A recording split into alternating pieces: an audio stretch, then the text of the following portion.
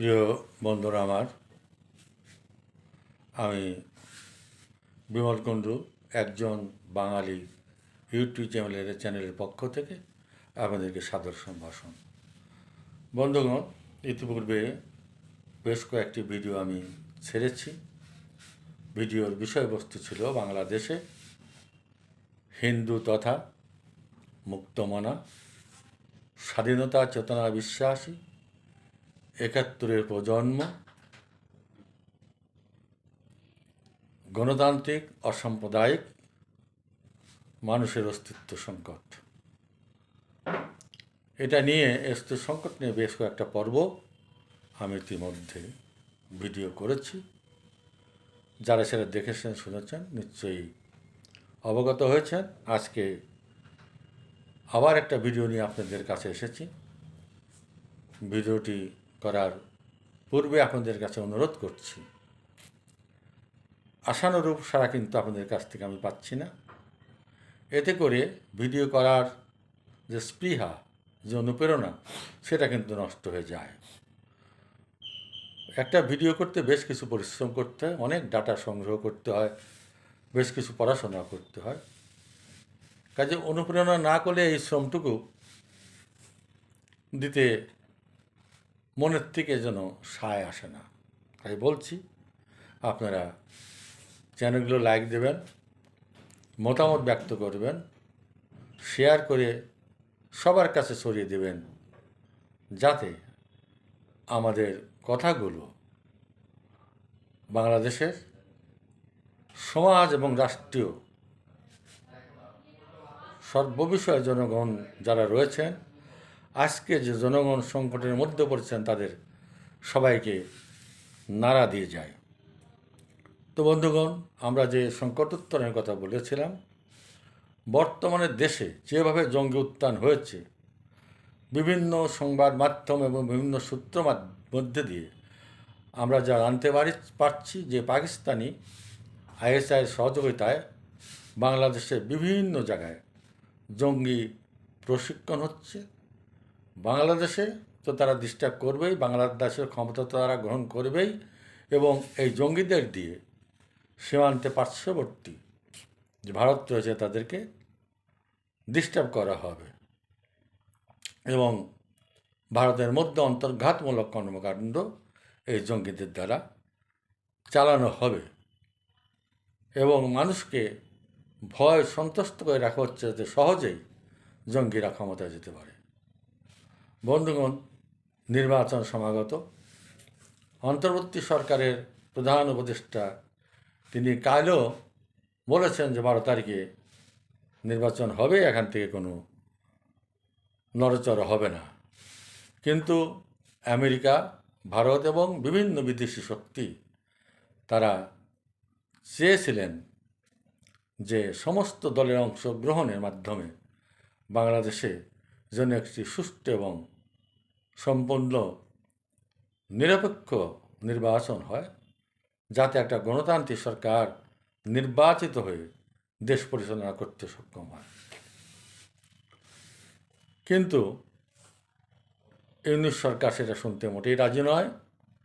আওয়ামী লীগের উপর থেকে আওয়ামী লীগের উপর যে বিধিনিষেধ জারি করা হয়েছে, তা তোলার কোনো লক্ষণ এখন পর্যন্ত দেখা যাচ্ছে না। কাজেই আওয়ামী লীগের মতো একটা বৃহৎ দল যদি নির্বাচনে অংশগ্রহণ করতে না পারে, তাহলে সে নির্বাচন সম্পর্কে প্রশ্ন উঠবেই।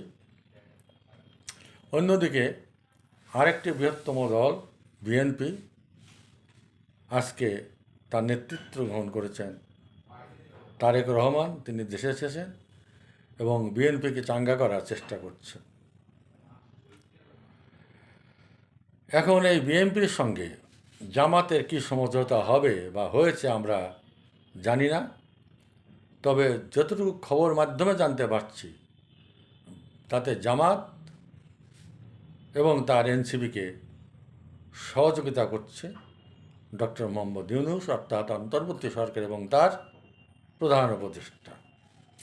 তারা চায় যে জামাত ক্ষমতায় আসুক, এমনকি বাংলাদেশ যে সশস্ত্র বাহিনী রয়েছে তারও একটা অংশ তারা জামাতকে সমর্থন করছে, জামাত যাতে ক্ষমতায় আছে। এখন এই অবস্থায় নির্বাচন আদৌ হবে কি না সেটা নিয়ে প্রশ্ন দেখা দিয়েছে। তবে অনেক ইউটিউব চ্যানেলগুলো নাচানাচি করছে, অনেক সাংবাদিক ভাইরাও নাচানাচি করছে, অনেক বুদ্ধিজীবী বিভিন্ন টিভি চ্যানেলে তারা বক্তব্য দিচ্ছেন, নির্বাচন দিয়ে নানা রকম কথাবার্তা বলছেন। তাতে মনে হচ্ছে কোনো সময় মনে হচ্ছে নির্বাচন হবে, আবার কোনো সময় মনে হচ্ছে নির্বাচন হওয়াটা খুব কঠিন একটা প্রশ্নের মুখে পড়ে গেছে।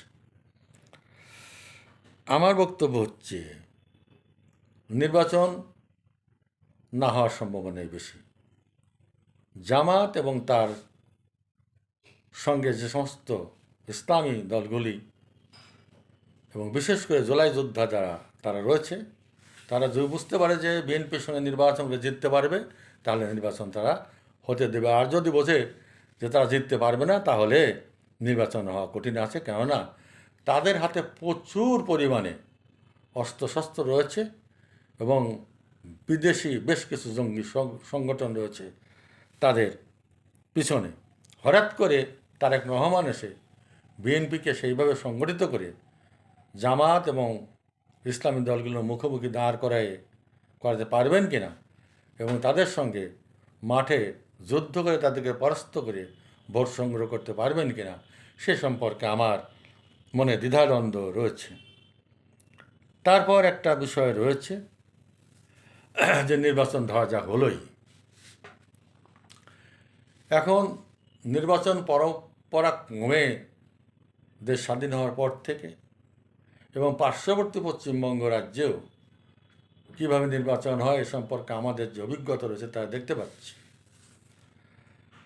জোরজার মুল্লুক তার এরকম একটা অবস্থা নির্বাচন দিন তৈরি হয়। এখন জামাত এবং জুলাই যোদ্ধাদের সঙ্গে যে ক্যাডার বাহিনী রয়েছে, তারা যদি ক্যাডারদের ভোটের দিন নামিয়ে দেয় সমস্ত বুথে বুথে, তাহলে ভোট তারা এক চেটিভাবে ছিনিয়ে নিয়ে চলে যাবে, বিএনপি কিছু করতে পারবে না। আর আওয়ামী লীগ তো ভোটের মাঠে নেই। অবশ্য আমাদের নেত্রী আওয়ামী লীগকে বলেছেন এই নির্বাচনে যাতে অংশগ্রহণ না করে এবং নির্বাচনকে নো বলা হয়। বিশেষ করে ওই যে একটা হানা ভোট দিয়েছে না, তাকে যাতে নো বলা হয়। কিন্তু ধরে নিলাম যে নেত্রীর কথা মান্য করে আওয়ামী লীগের সমর্থকরা ভোটের ময়দানে গেল না, যাওয়া তো লাগবে না, ক্যাডার বাহিনী দিয়ে সে সমস্ত ভোট কেটে বাক্স ভরে দেওয়া হবে। জামাত এবং তার সঙ্গে যে জঙ্গি সংগঠন যারা রয়েছে তারা জোর করে ভোট ছিনিয়ে নিয়ে জিতে যাবে। কী করবে? বিশ্ব কয়েকদিন চেঁচামেচি হবে, বিশ্বের বিভিন্ন শক্তি না করতে করতে এদিকে ডক্টর ইউনূস তো কারো কথা শুনছে না। তার পিছনে কোন শক্তি আছে আমরা জানি না। তিনি ঠিক জোর জবরদস্তি করে চালিয়ে নিয়ে যাবেন। তার সঙ্গে নাকি কন্ডিশন হয়েছে, যদি বিএনপি আসে তাহলে তারেক জিয়া প্রধানমন্ত্রী হবে, তিনি প্রেসিডেন্ট হবেন। আর যদি জামাত আসে তাহলে জামাতের জামির তিনি প্রধানমন্ত্রী হবেন, ডক্টর ইউনূস রাষ্ট্রপতি হবেন। আবার এরকম একটা সমঝোতার কথা শোনা যাচ্ছে যে উপপ্রধানমন্ত্রীর একটা পদ সৃষ্টি করা হবে, সেটা দিয়ে একটা রফা এই এদের মধ্যে করা হবে। আবার অনেক বড় বড় পদের দাবিদার রয়েছে এই জুলাই যোদ্ধারা, হাসনাত, সার্জিস, তারপর নাহিদ ইসলাম, এদের সঙ্গে যারা আছে তারা বড় বড় পদের দাবিদার রয়েছে। এবং এই গ্রুপটা জঙ্গিপনার দিক দিয়ে তারা কিন্তু অত্যন্ত শক্তিশালী। তাদের কথাবার্তা এবং বিভিন্ন কার্যকলাপে বোঝা গেছে। আজকে যে সমস্ত থানা লুট হয়েছিল সে সমস্ত অস্ত্র কোথায়? সে সমস্ত অস্ত্র উদ্ধার না করেই আজকে নির্বাচনে যাওয়া হচ্ছে। তাছাড়া এই সংগঠন বিশেষ করে জামাত আর্মির একটা অংশের সাপোর্ট পাবে এবং নির্বাচন যাতে সুষ্ঠুভাবে হয়, গোলমাল না হয়, জামাত এবং তার এনসিপি জুলাই যুদ্ধের একচেটিয়াভাবে ভোট পায়, তার ব্যবস্থা মাঠে যে নিরাপত্তা বাহিনী পাবে তার ব্যবস্থা তারা করে দেবে বলে আমার মনে হয় এটা সত্যি নাও হতে পারে। কাজে বন্ধুগণ, আমি আমার হিন্দু ভাইদের বলবো, আপনাদের সামনে কিন্তু একটা সুযোগ এসেছে। আমার সরাসরি কথা, এই সুযোগটা আপনারা গ্রহণ করুন। অত্যাচার আসবে, নিপীড়ন আসবে, নিপীড়ন অত্যাচার তো কম হয়নি, অনেক হিন্দুকে মেরে ফেলা হয়েছে, বাড়িঘর লুটপাট করা হয়েছে, আগুন দেওয়া হয়েছে, অনেক আমরা সহ্য করছি, আরেকটু সহ্য করতে হবে। আপনারা ভোট বয়কট করুন একটা মাত্র শর্ত দিয়ে, সেটা হচ্ছে চিন্ময় প্রভুর মুক্তি চাই। সমস্ত হিন্দু সংগঠন, হিন্দু বৌদ্ধ খ্রিস্টান ঐক্য পরিষদ, পূজা কমিটি, হিন্দু জাগরণ মঞ্চ, আজকে বহু হিন্দু সংগঠন বাংলাদেশে রয়েছে, তারা একযোগে একটাই মাত্র দাবি সরকারের কাছে এবং যারা নির্বাচন করছে তাদের কাছে পেশ করুন যে আমরা ভোটের মাঠে আসব, আমরা ভোট দেব, কিন্তু চিন্ময় প্রভুকে মুক্তি দিতে হবে। চিন্ময় প্রভুকে মুক্তি না দিলে সমস্ত হিন্দুরা ভোট বয়কট করবে। এইটুকু কথা বলার জন্য আজকে আমি ভিডিও নিয়ে আপনাদের সামনে এসেছি। আমার কথা কয়টা চিন্তা করবেন। দিন কিন্তু অত্যন্ত কঠিন দিনের মধ্য দিয়ে আমরা চলছি।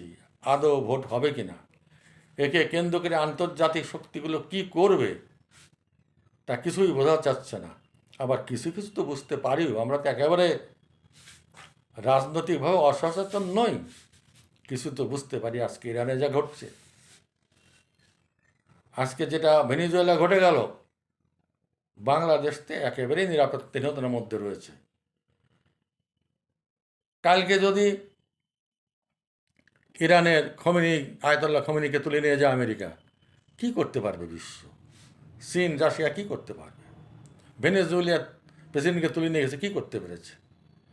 পরশুদিন যদি আমাদের ইউনুস সাহেবকে ইন্ডিয়া তুলে নিয়ে যায়, কী করতে পারবে বিশ্ব? চীন রাশিয়া ওই কথাবার্তা একটু বলবে, জাতিসংঘে প্রস্তাব পেশ করবে, কে কার কথা শুনবে? কারণ ট্রাম্প তো বলছে যে ভেনিজুয়েলা এখন প্রেসিডেন্ট, আমি ভেনিজুয়েলার প্রেসিডেন্ট। আবার যদি ইরানের খোমেনিকে তুলে নিয়ে যেতে পারে, কদিন পরে ট্রাম্প বলবে আমি ইরানের খোমেনি। আবার ভারত যদি আমাদের ইউনুস সাহেব তুলে নিয়ে যেতে বলবে যে আমি বাংলাদেশের প্রধানমন্ত্রী। অর্থাৎ সম্পূর্ণ পৃথিবী জুড়ে একটা মগের মূল্য চলছে, অরাজকতা চলছে, আমরা এই অরাজকতার মধ্যে বাস করছি। কাজেই সাধু সাবধান, সবাই সাবধানে চলবেন। আর হিন্দু ভাইদের উদ্দেশ্যে আমি যেটা বললাম, এটা কিন্তু আপনাদের সামনে একটা মোক্ষম সুযোগ, একটাই মাত্র দাবি, ভোট বয়কট, চিন্ময় প্রভুকে মুক্তি দিতে হবে, নইলে এই ভোট বয়কট করা হবে। আপনাদের সবাইকে ধন্যবাদ। জয় বাংলা, জয় বঙ্গবন্ধু।